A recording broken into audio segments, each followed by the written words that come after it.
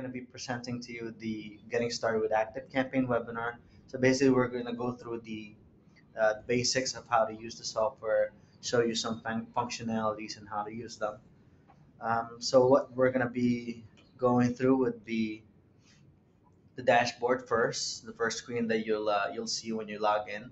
We're going to go through creating a list, importing subscribers on that list, and then I'm going to walk you through creating a campaign, showing you some features on this process. And then we're going to be looking at reports at the end, and then finally we're going to see how subscription forms are created and also how to integrate them with your website or with Facebook. All right, so let's get started. So when you first sign up with ActiveCampaign, you're going to be asked for a username. The username will be used for a URL, your login URL. So in this case, we named it staging. So when you log in, you just have to go to staging.activehosted.com and then log in. The main username would be admin.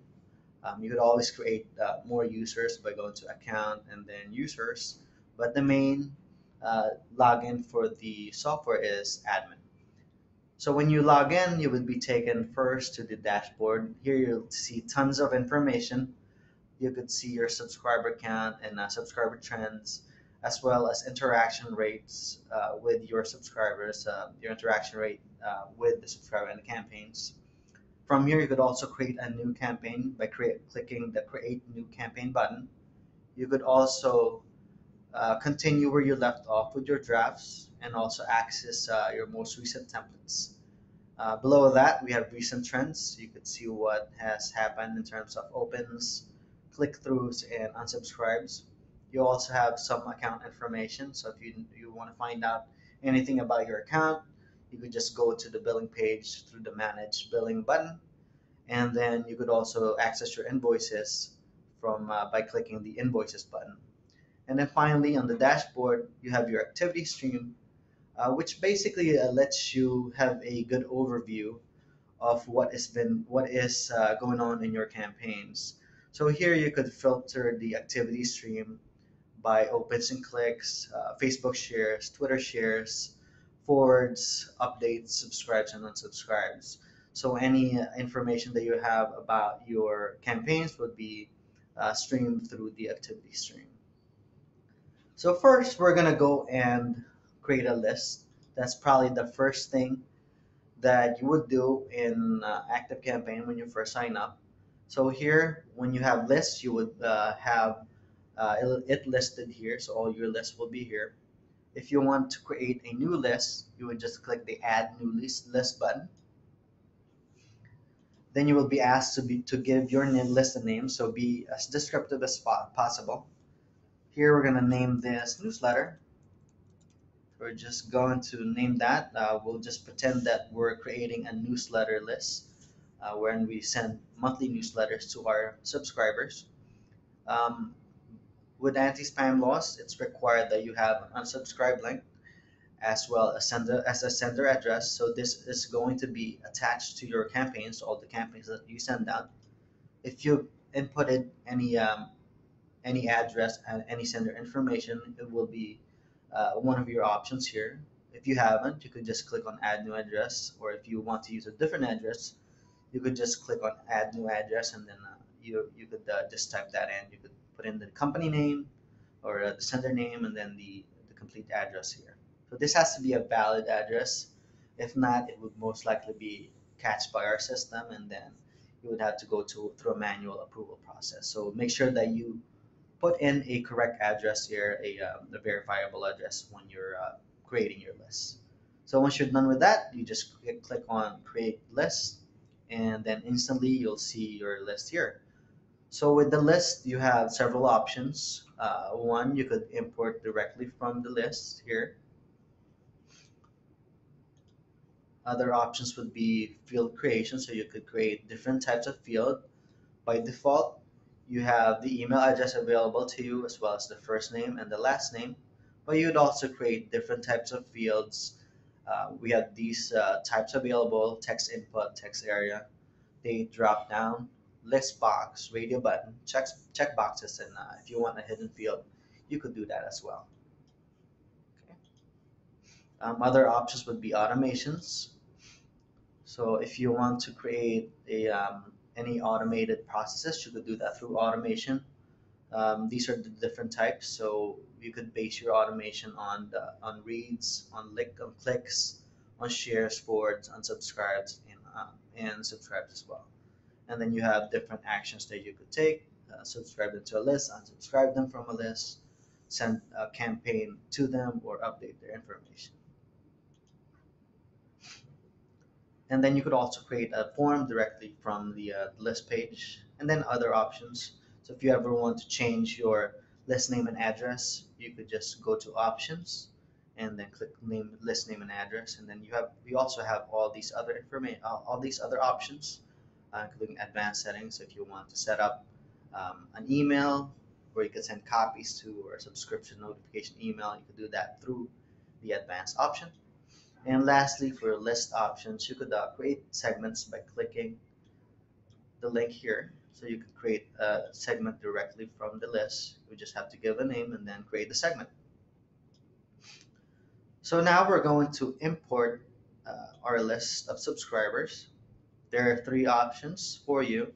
You could either connect to an external service like Capsule or Google Contacts, Sugar CRM, Salesforce. So if you have any of these external services, you could easily integrate these services with ActiveCampaign and import your subscribers. You could also choose a file from your computer. You could either use an Excel file or a CSV file. CSV is always recommended because by observation, that gives the least problems. Or you could import by pasting your data. So that's what we're going to do right now. I prepared a file here. Just going to copy this and then paste that over. So just a few things with regards to copy and pasting. You have to make sure that it's comma separated. So here we're separating the different fields with a comma. Also, each subscriber must be on a single line, and you must have a valid email address. So here we put in an invalid email address just to see what will happen when you try to input an invalid email address. You also have different importing options here, advanced importing option. So for example, if you're moving from a different service and you have collected unsubscribes and bounces from that service, you could click on advanced importing options and then import that as an excluded email address. Excluded email addresses are not counted towards your subscriber count. So this is a good way of importing those unsubscribes and bounces without having to use up your subscriber count. Okay.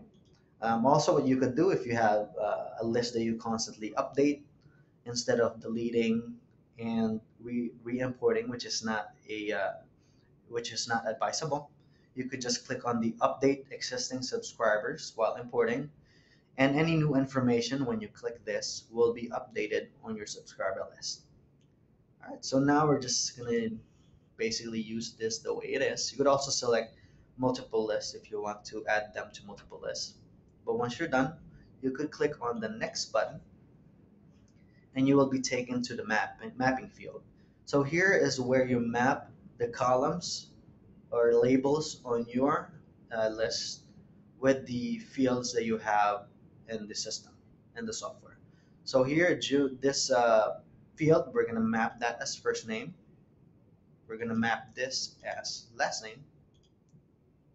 And also just to point out, email addresses, when they're detected, they're automatically mapped as an email address. Basically, this email address is the identifier, so it automatically gets mapped as an email address.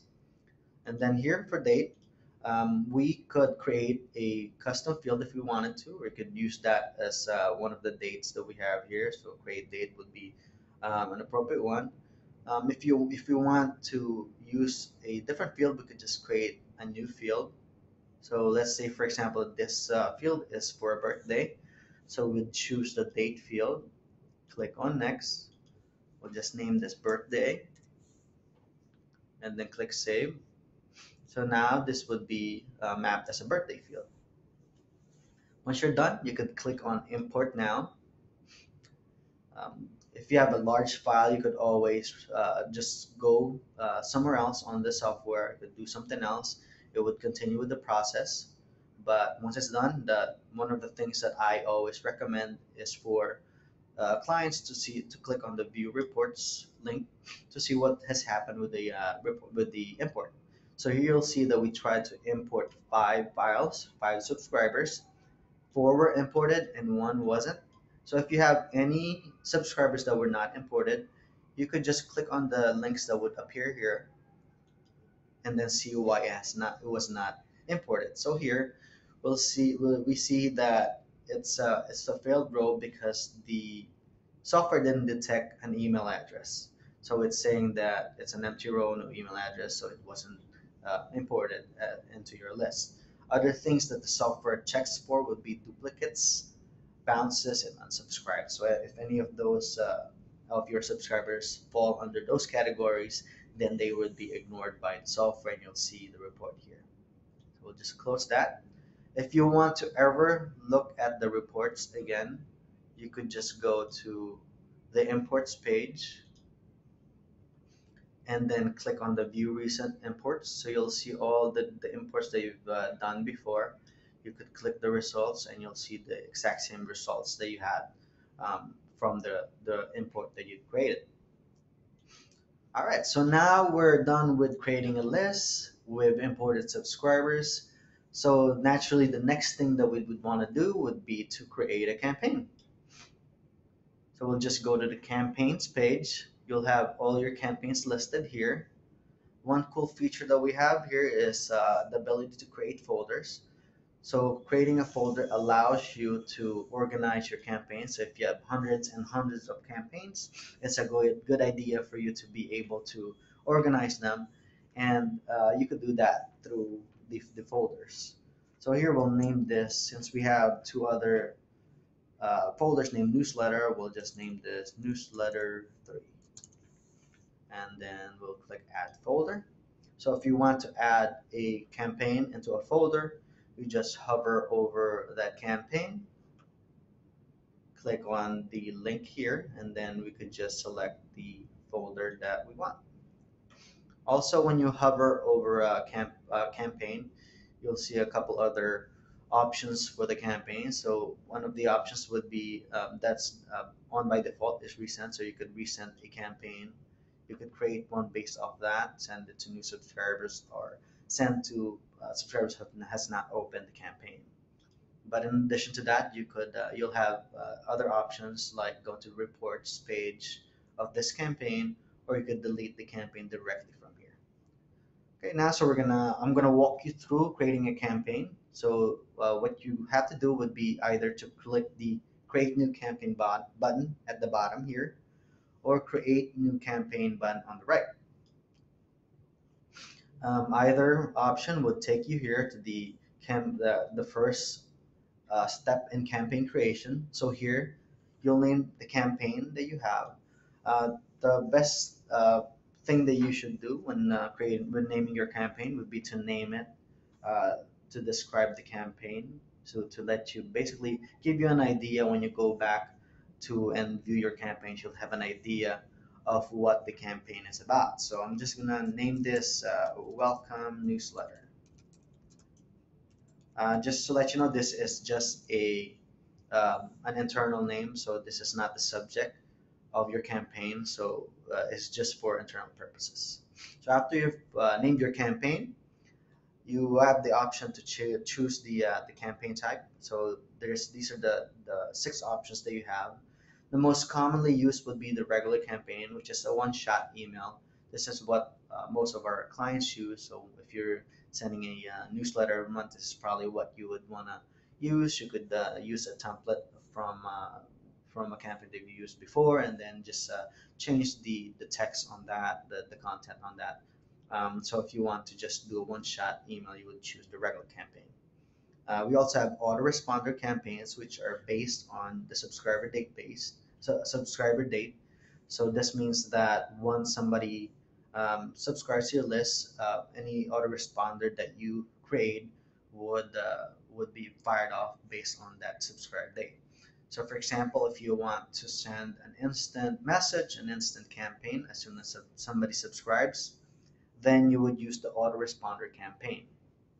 So you could also set different intervals. If you want to send 3 days later, or a week later, or a month later, you could set up an autoresponder campaign based on those date intervals. An RSS campaign is a campaign based on an RSS feed that you have. So if you have a blog that you constantly update, you could just pull the content from that particular blog, and the RSS campaign would automatically send any new um, blogs or feeds that you have. Subscriber date-based campaigns are similar to autoresponder campaigns, except that it is based on a custom date field that you've created. So, for example, we created a birthday field on our import. We can use that on the subscriber date-based campaign to send birthday greetings to our subscribers. So, for example, we want to give them a special coupon for our products. We could send a date-based campaign to them 7 days before their birthday, and they could use that on the day of their birthday. Split testing campaigns are campaigns that allows you to test variations of your campaigns. So if you have two or more campaigns that you want to test out, maybe you change the from address, maybe you change the content, or even just change the subject. You could do a split test campaign and determine which one is more effective for you. So you could base, your campaigns on opens or click rates, and it allows you to learn more about your subscribers and their interaction with you in your campaigns. Text only campaign is basically what it is. It's just a text-based campaign. There are no HTML versions of the campaign that is sent with a text-only campaign. Um, Basically, all the other campaigns that I mentioned, they come with HTML and text. The text only is just text.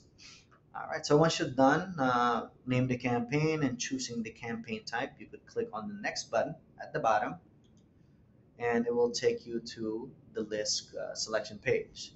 So here you could select one list or multiple lists if you wanted to. You could also segment your list from here. So if you want a more targeted approach to your campaign, you could do that from here. So you have different condition options here. So you could base the segment on subscriber details based on first name, for example, IP address. You could also base it on custom fields that you created. So if you want to base it on a birthday field, for example, if you want to only send to subscribers who has a birthday month of January, you could do that. Also, we have a premium service called Urja, where you could subscribe to data points. Um, so what that does is that, for example, if you subscribe to interest, you could use the Urja data to further segment your list. So, for example, I have a deal about books, then I could choose books as the interest, and then say and just select interested on the condition, and then basically this campaign will only be sent to my subscribers who are interested in books. So you could see the power of this segmentation, the power for Urja. It allows you to one target your audience, and also to personalize your messages. But for now, we're just going to send to a list, to our whole list. So once you're done with that, you would just click next. In the next page, you're able to select from the many different templates that we have available. You could also add your own templates.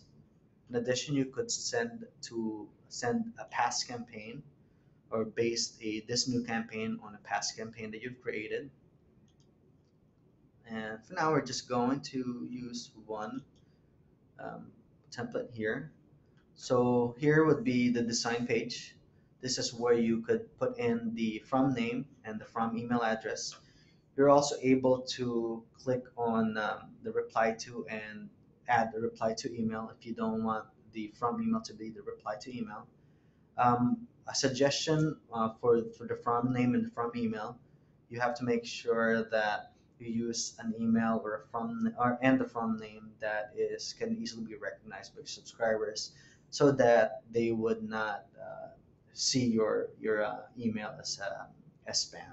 So that's a good advice when you're creating your campaign. Try to use the a from name and from email that can be recognized by your subscribers. Next thing that you would want to do here would be to add a subject. You would want to be as interesting as possible when creating a subject, so that your subscribers tend to open the campaign more. I'm just gonna put a boring one and say newsletter one. Welcome. Okay. And just as a reminder, if you guys have any questions during the webinar, just type it in on the question box, and then I'll answer them for you later on. So here, after you've put in the from name, from email, and the subject, you could edit the message that you've created. You'd edit the template that you've created. There's several options that you have here. You could actually edit it from the visual editor, or if you're more familiar and comfortable with HTML, you could click the code editor and then edit the email from edit the HTML code from the code editor. So I'll just show you some options that you have here. So, I mentioned personalization before. One thing that you could do when you're creating an email would be to personalize your message. So, for example, I want to uh, have a personalized greeting to my subscribers. I want to greet them by their first name. I could just click on. I would put the cursor where I want to put the first name, and then click on the personalized message link. There's several options that you have here, and one of them would be the first name. So I could click on the first name. Once I click on that, it will be replaced by a personalization tag. And once you send the campaign, this personalization tag would be replaced by the actual first name value on the subscriber first name field. Other personalizations that you could use would be urgent data that you're subscribed to. So if you want to um, for example, use home market value for any reason, you could do that. There's also geolocation data here, birthday fields. You also have the option to add a web copy, change the text of the web copy link.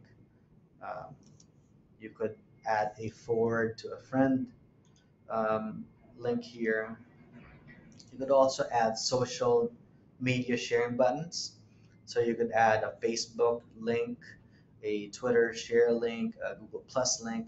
If you want to add all of them, you can just click the social submit link here. And then once you send the campaign, these will all be replaced by the personalized links for your subscribers.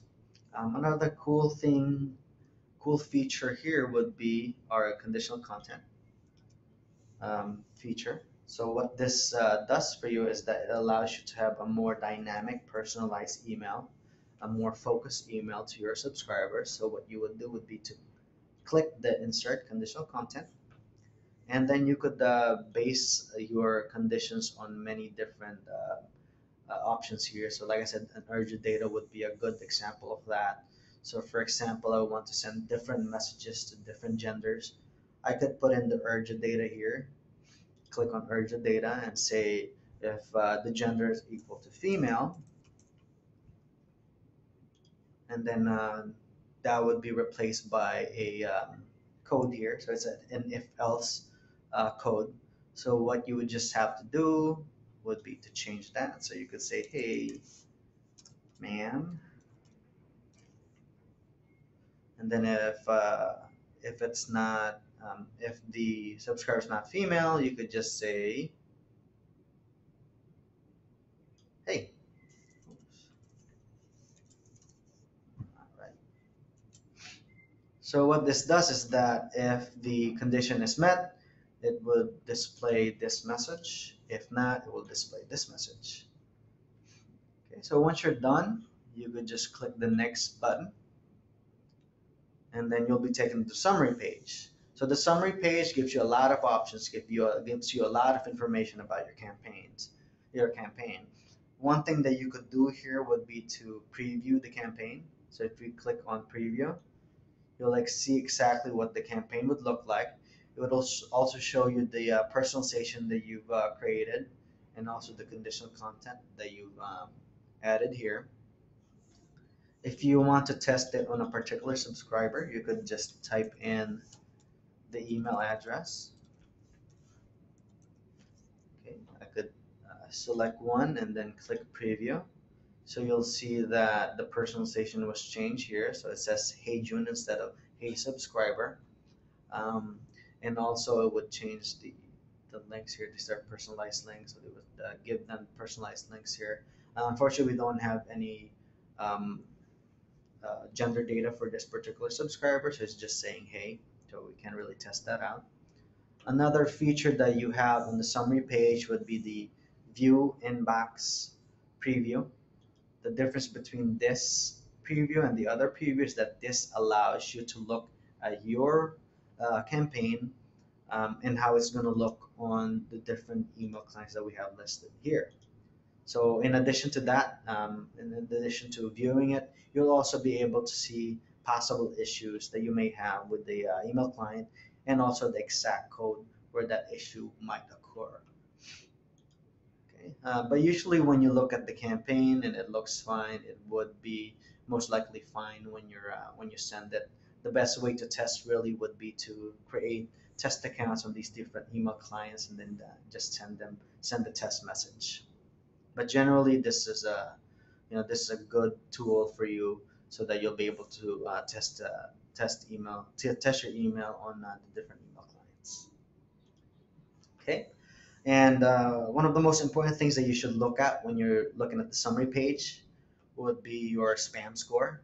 So your spam score allows you to view, the score as well as the actual area where that spam score, where you're getting the spam score. So here it's saying that HTML has low ratio of text to image. So what this most likely means is that you just need more text on your message. So we're going to try to do that. We're going to try to add more text into our message. I'll just copy this, then keep on adding it. Hopefully that's enough. And then we could click on next. Okay, I think we just need a little bit more. Just copy this again. Just copy this whole block so that I have a lot of text. Just copy that and paste it again. Okay, now hopefully we would pass the score, the spam filter. There's more. Okay, one more.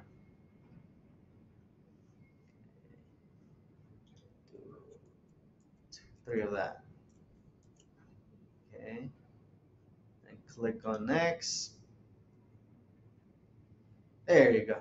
So, once you've corrected your campaign, it will check the spam filter again, and then once you pass, it will say you passed the filter.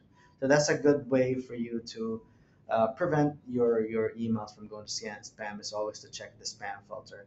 Of course, it's never guaranteed that your email is going to the inbox, but this is a really good tool for you to look at so that you cover your bases as well. And then another thing would be the ability to schedule campaigns. So you could send it immediately, but you could also specify the date and time to send it, or just to send immediately. And you could also send a test email from the campaign. So if you want to test your emails first, you could just send to those to um, to your test email addresses. But when you're done, you could just click on the send now and then confirm the send, and then the sending process would begin. You could leave this page if you want to. You could stay here if you want to, but we're just gonna leave the page and let it send. But well, most likely when you're done, you would want to see what has happened with your campaign. So you would want to go to the reports. this is the newsletter that we just created. So most likely we don't have any reports on that. So we're just gonna see the reports view the reports on the campaigns that we've created before. So here you'll have the overview of your campaign reports. You could see a graphical representation of activities in your campaigns. You'll also see percentages of different data points that we track. You could also click on show details and see more information, including send date, list name where this message was sent. If you want to look at the actual message that you sent, you can click on the message tab and then view the email. Then with opens, we track the total opens. So if somebody opens your campaign 24 times, that will be tracked. But at the same time, we also track unique opens. So that basically that's the number of people that has opened your campaign. So those are two good indicators of interaction with your campaigns. In addition to that, you also get to see who actually opened it. And if you click on the drop down here and check do unopens, you'll also see the email addresses that didn't open your campaign. Since everybody in this campaign opened it, we don't have anybody on the unopens. Uh, Links are also the same way. They're tracked the same way. You get total links, unique links, and if you click on a particular link here, you'll see who has opened the campaigns, who has clicked on the links. Forwards are tracked the same way. Total forwards. You also get to see who's opened the forward the campaigns. For bounces, it will give you the email address, the date, as well as a description of why an email bounce. So those are good information to have. Same thing with unsubscription. You'll get the email address, and if they give you a reason, it will be displayed here. And then updates as well. So if anybody updated the information, you will see who updated their information. And then social sharing, you'll be able to see who's mentioned you on Twitter and who shared the campaign on Facebook. All right, so we're done with reports. The last thing we're going to look at would be integration. So with integration, you're able to create forms, different forms. To create a form, we just have to click on the create new form button here. We're just going to edit one of the form. Basically, it's the same process. So we try to make the form creation as easy as possible. This is basically just a drag and drop form, so you could easily manipulate the form and make it look the way you want it to look. So if phone name is really important to you, you could probably just put that on top. But usually the most important thing is the email address, so you just put that on top. You could also edit the labels if you might wanted to. So you could say email address instead of just email. Then update that. If you want to add new fields, you could just click on add new field, create the field on the fly. And you could also add different options like a CAPTCHA just for verification.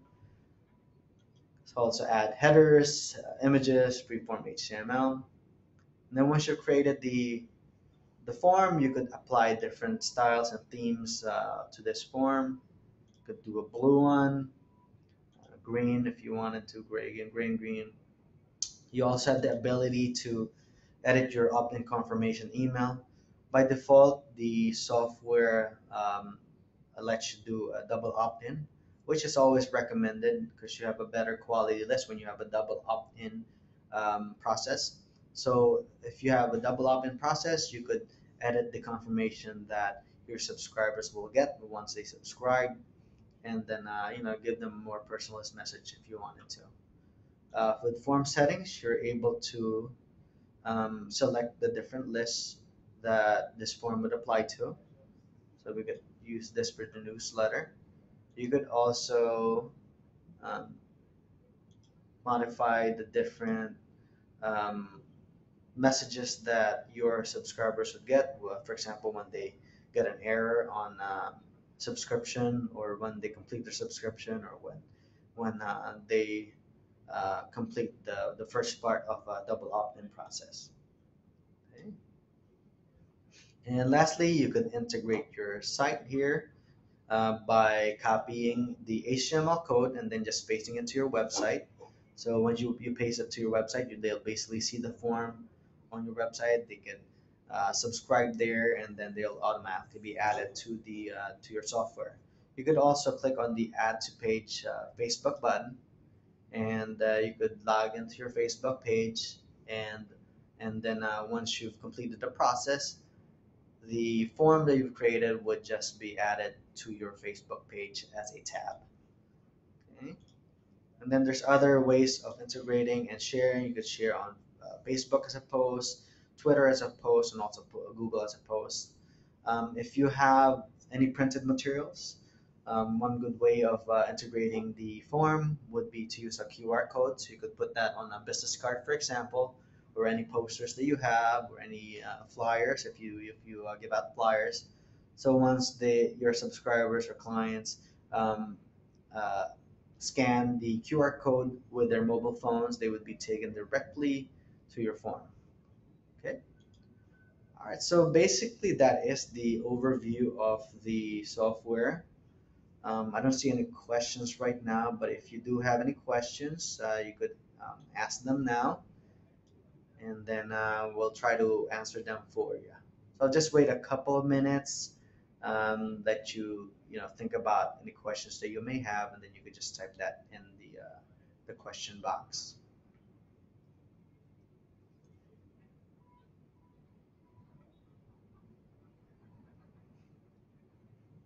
Okay. All right. I don't see any questions right now, but you're more than welcome to email us at sales@activecampaign.com.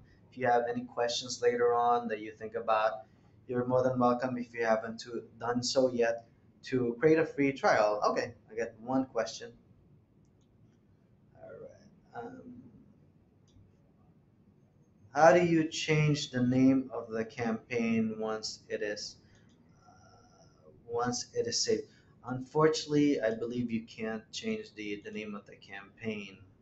So once you have the campaign. Actually, if you sent the campaign, you could change it. But I mean, if you sent the campaign, you can't change it. But if it's on draft mode, you could always save it. You could always change any part of the campaign. So for example, here we have a draft. So you could just click on continue, and then go back to either click the type or click on previous here. So we'll click on type, go directly to that page, and then just change the name. Click on next. Then when you go to campaign, it's changed to a different name. So you could only change the name of the campaign when it's on draft mode. Another thing is that if you resend also, it's also a good idea to change the name. So when you resend, you could continue, click on continue, and then you could change the name there. And then when you click on next, go to campaign, the new campaign will be here. So this is the original campaign that you have. If you do a resend, it's a good idea for you to change the name, or maybe add like one, a numerical prefix to it, or postfix, so that you'll be able to identify which campaign is which. Any other questions? Yeah, you're welcome. Any other questions? Alright, like I said, if you guys have any more questions later on that you think about, you could email us at sales@activecampaign.com. I don't know if I finished my sentence before, but if you haven't done so yet, you could create a free trial. It's a 30-day free trial, um, that you could basically use to test out the system.